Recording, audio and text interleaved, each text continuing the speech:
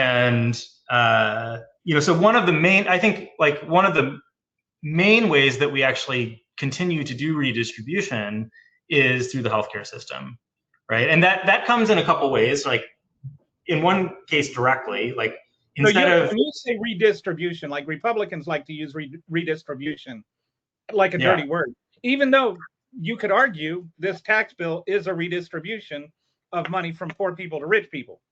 That's right, and it depends on like what your baseline is, right? Yeah. That's right. I mean, I think a lot of people value. I think even people who I know who are pretty moderate or a little conservative, kind of value living in a country where the poorest people are not extremely poor, right?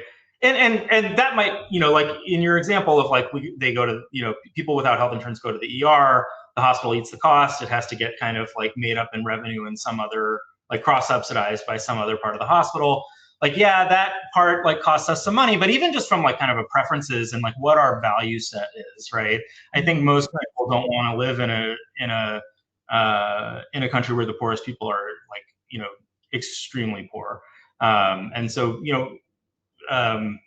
there's always been some amount of redistribution. I think historically, before the kind of like political economy we have now and sort of like reliance on markets, historically, a lot more of that was done by religious institutions.